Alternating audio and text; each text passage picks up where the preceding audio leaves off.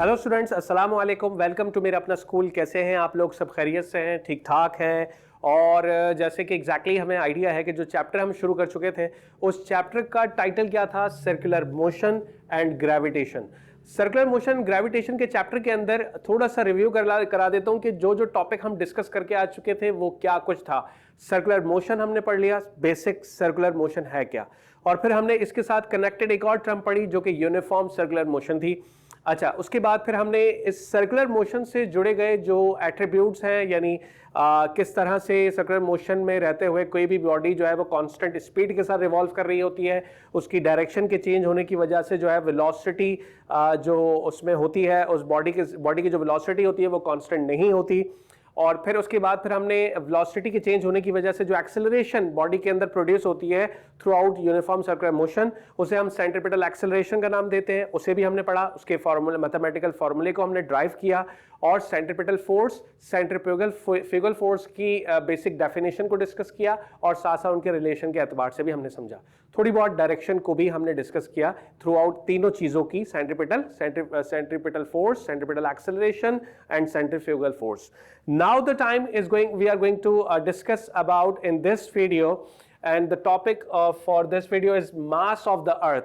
अब हम अर्थ यानी ग्रेविटेशन के पोर्शन के अंदर आ रहे हैं, थोड़ा सा सर्कुलर मोशन से निकलकर अब हम ग्रेविटेशन की साइड पर आ रहे हैं। देखिए, हमें अर्थ का मास निकालना है। ये वही अर्थ है एग्जैक्टली जिस पर हम और आप मौजूद हैं। तो इस अर्थ का मास क्या होगा, उसकी वैल्यू हमें निकाल कर देनी है। तो वैल्यू तो हम तभी निकाल पाएंगे जब उसके फॉर्मूले को हम ड्राइव करेंगे। जब पहले तो एग्जैक्टली हमें क्या करना होगा, फॉर्मूले को ड्राइव करना होगा, इसकी पूरी डेरिवेशन है। उसके लिए हमें एक अर्थ कंसीडर करना होगा, और मतलब एग्जांपल के तौर पे डायग्रामेटिकली हमें इस अर्थ को कंसीडर करना होगा। उस अर्थ के सरफेस पर हम मैं और आप जैसे हो गए, इसी तरह की किसी एक बॉडी को उस सरफेस पर प्लेस्ड करवाएंगे, और वहां से देखेंगे कि किस तरह हम मास ऑफ अर्थ को निकाल सकते हैं। तो चलिए हम अज्यूम कर लेते हैं, consider a body of mass m placed at the surface of अर्थ। पहले ये डायग्राम देखें। ये आपके पास सिंपली एक अर्थ है। इंशाल्लाह पूरी कोशिश है कि आपको सर्कल दिखे, ठीक है। थोड़ा सा अगर ऊंच नीच हो जाए बेटा तो थोड़ा कॉम्प्रोमाइज कर लीजिएगा, ठीक है। यह हमारे पास सिंपली एक अर्थ है, और अर्थ का सेंटर ये हो गया, और कहा गया कि हम क्या कंसीडर कर रहे हैं, consider a body of mass m placed at the surface of अर्थ। यहां लिख लेते हैं, consider a body of mass m। हम एक बॉडी कंसीडर कर रहे हैं जिसका मास m होगा, placed at the surface of अर्थ, ठीक है। हम अर्थ के सरफेस पर उसे रख रहे हैं। तो यहां पर ये बॉडी है, ये वो बॉडी हो गई जिसकी हम बात कर रहे हैं, ठीक है। और इस बॉडी का जो मैंने मास कंसीडर किया है वो स्मॉल m है, और आगे जाके हम मास ऑफ अर्थ को भी कंसीडर कर लेते हैं। Let me be the mass of earth and re be the radius of earth. तो यहां पर हम उसे कैसे दिखाएंगे, सर्कल का सेंटर कुछ यहां बना देते हैं, राइट। ओके, थोड़ा सा ये आपको कर्व इस साइड से थोड़ा अजीब लग रहा है, ये थोड़ा इस तरफ से बाहर निकल रहा है, तो अब सही है, ओके, ठीक है।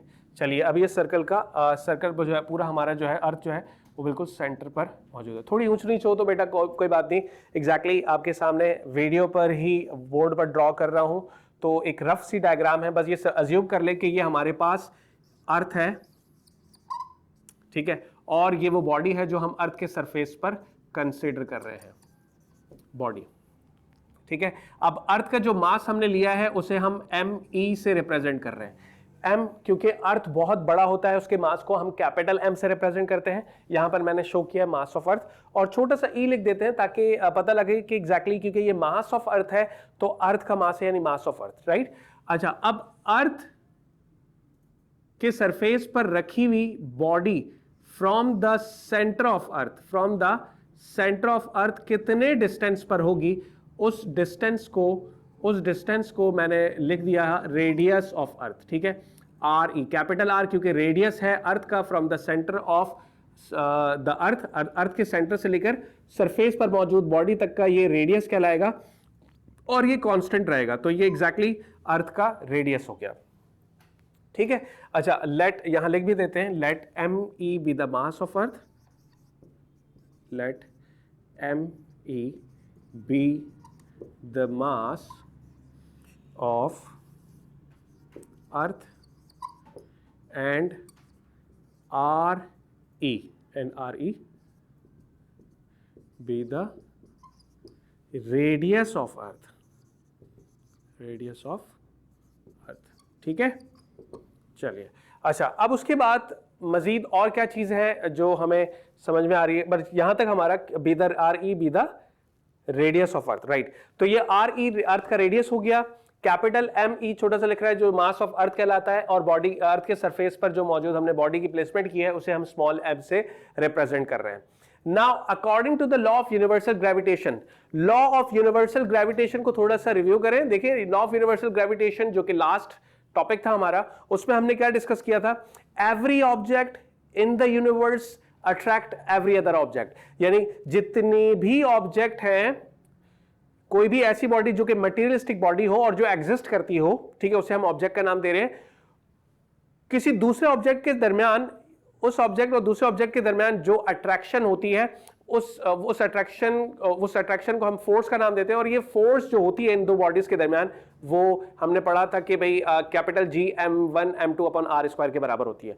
अब यहां पर according to the Newton's law of universal gravitation की एप्लीकेशन ही हम पढ़ रहे हैं। मास ऑफ अर्थ को हम जो ड्राइव करेंगे Newton's law of universal gravitation के फॉर्मूले को यूज करते हुए करेंगे, ठीक है। तो यहां पर मैं सिंपली लिख रहा हूं, according to Newton's law of universal gravitation, ठीक है, यूनिवर्सल ग्रेविटेशन था। अब Newton's law of universal gravitation ने हमें फोर्स का क्या रिलेशन दिया था, दो बॉडीज के दरमियान जो फोर्स होती है वो बराबर होती है कैपिटल G m1 और m2। वहां पर क्योंकि हमने डेरिवेशन में Newton's law of universal gravitation की अंदर जो मैंने दो बॉडीज कंसीडर की उसके मासेस m1 और m2 थे। यहां पर जो दो बॉडीज है, एक अर्थ है जिसका मास me है, दूसरी बॉडी जो हमने इस अर्थ के सरफेस पर प्लेस की है उसका मास स्मॉल m है। तो हम यहां पर ये दोनों मासेस को कंसीडर करेंगे, एक तो उस बॉडी का मास m हो जाएगा और जो अर्थ का मास है वो हो जाएगा me। अब नीचे क्योंकि एग्जैक्टली हमें पता है कि according to Newton second law, दोनों बॉडीज के दरमियान from the centre of the bodies जो डिस्टेंस होता है वो होता है रेडियस, ठीक है। यहां पर रेडियस क्योंकि अर्थ का है तो एग्जैक्टली ये रेडियस आपके पास आ जाएगा RE और उस पर स्क्वायर आ गया। ये according to Newton's law of universal gravitation हमने समझा था। अच्छा, अब हम पढ़ लेते हैं कि अर्थ के सरफेस पर थोड़ा सा नॉर्मल होकर सोचें, कोई भी बॉडी जो हम उछालते हैं किसी हाइट पर, वो बॉडी दोबारा रिटर्न बैक टू क्यों होती है, यानी अर्थ पर दोबारा आकर क्यों आ जाती है, क्योंकि from the centre of earth के सेंटर से एक ग्रेविटेशनल फोर्स होती है जो उस बॉडी को अपनी तरफ खींच के लेकर आती है और जो अर्थ के सरफेस पर मैक्सिमम होती है, ठीक है। अर्थ की डेप्थ पर जाने से या उस बॉडी को किसी हाइट पर ले जाने से दोनों सूरत में ग्रेविटी डिक्रीज होती रहती है, ठीक है। तो उस सूरत में अर्थ के सेंटर से लगने वाली जो ग्रेविटेशनल फोर्स है वो उस बॉडी को अपनी तरफ खींच रही होती है और बॉडी का अपना मास भी उसमें शामिल होता है। अब हम इस फोर्स के अकॉर्डिंगली अगर चलें, the force with which the earth attract a body towards its centre, ठीक है, ये लिख लेता हूं मैं, द फोर्स, सॉरी इसको हम ब्लैक से करते हैं, थोड़ा सा कलर कॉम्बिनेशन भी अच्छा लगेगा और आप लोगों को समझने में ज्यादा प्रॉब्लम नहीं होगी। The force with which earth attract a body, the force with which earth attract a body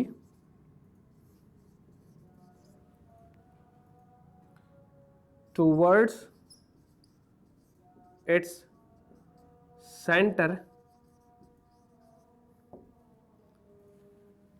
which is given as, ठीक है। ये फोर्स किसके बराबर होगी, जिस फोर्स के साथ बॉडी कोई भी जो अर्थ होगा वो बॉडी को अपनी तरफ खींचेगा, वो फोर्स किसके बराबर होगी, विच इज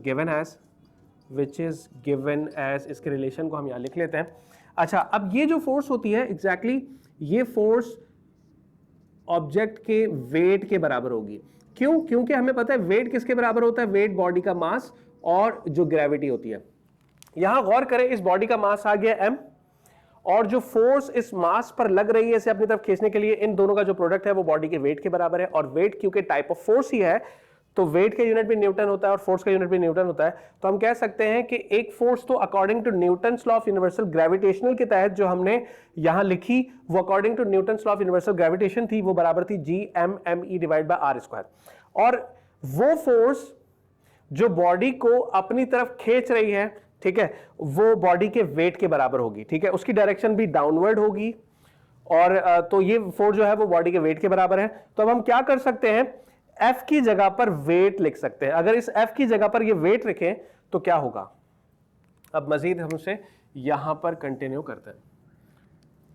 चलिए मैं सिंपली इस F की जगह पर वेट रख रहा हूं, तो मेरे पास F की जगह पर वेट आ गया बॉडी का, और बाकी जो रिलेशन था उसे मैंने एज इट इज उतार दिया, ठीक है। गौर करें, बाकी सब मैंने ऐसे उतार दिया G(m)m(e) divide by r square, ठीक है। सिर्फ क्या हुआ, फोर्स की जगह पर बॉडी का वेट आ जाएगा, क्योंकि हमने यही डिस्कस किया, ये फोर्स जो हमने निकाली थी according to Newton's law of universal gravitation थी। फिर हमने कहा कि ये फोर्स बॉडी के वेट के बराबर भी होगी, क्योंकि बॉडी का वेट भी डाउनवर्ड डायरेक्शन पर होगा, यानी along towards the direction of the centre की तरफ होगा अर्थ के।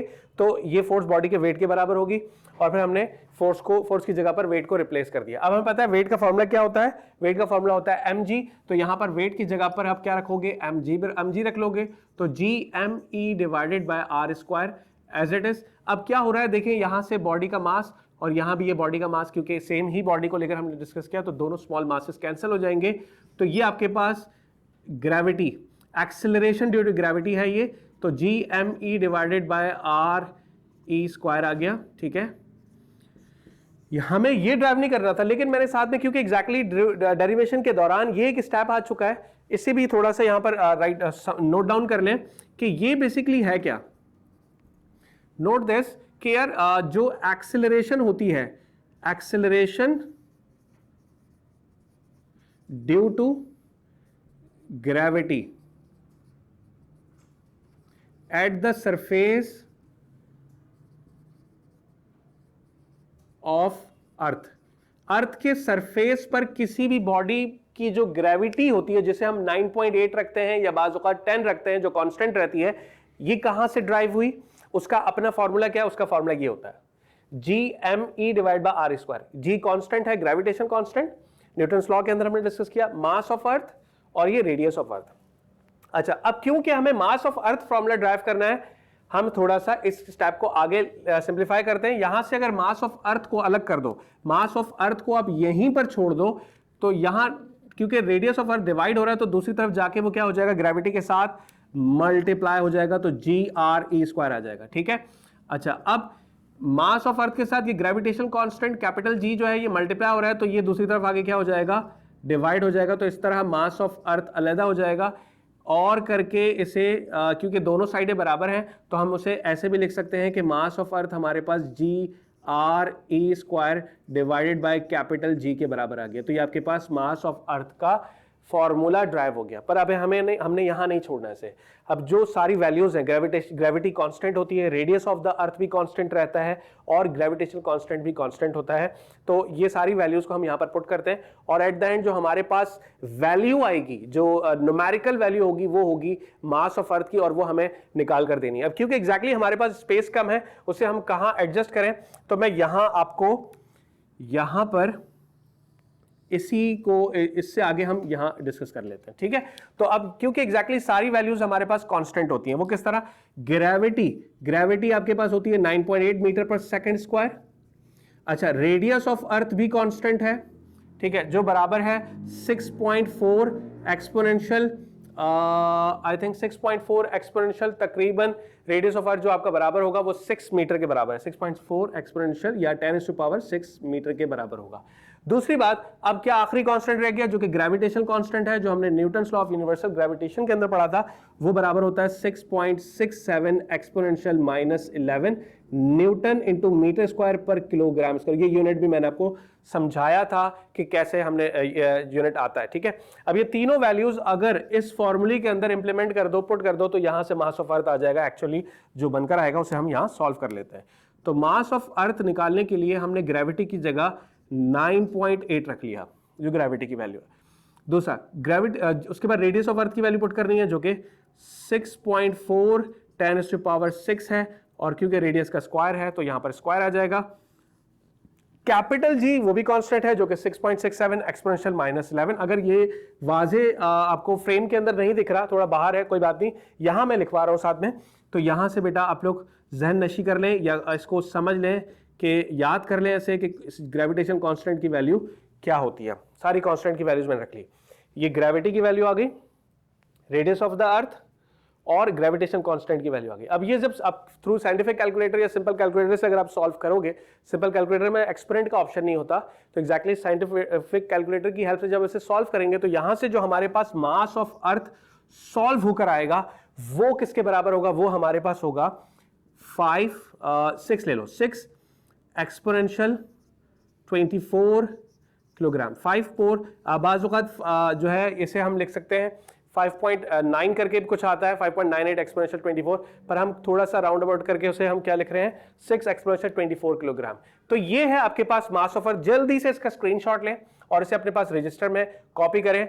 अल्हम्दुलिल्लाह माशाल्लाह डायग्राम भी बड़ी अच्छी बन गई और पूरी डेरिवेशन भी हमारे पास यहाँ कंप्लीट हो गई, कंस्ट्रक्शन भी आ गई और थ्रू आउट सारी डेरिवेशन भी हमने कर ली, ठीक है। चलिए ओके ऑलराइट, आप लोगों ने ये स्क्रीनशॉट ले लिया होगा, या वीडियो को पॉज करके भी आप साथ साथ अपने पास रजिस्टर में लिख सकते हैं, ठीक है। चलिए अब इस टॉपिक के साथ यहीं पर मुझे इख्तिताम दें, मुझे हमारा टॉपिक इख्तिताम को आ गया, हम अपने इस वीडियो को यहीं पर ख़त्म करते हैं। इंशाल्लाह नेक्स्ट टॉपिक के साथ मैं हाजिर हूँगा। अपना बहुत सारा ख्याल रखिएगा।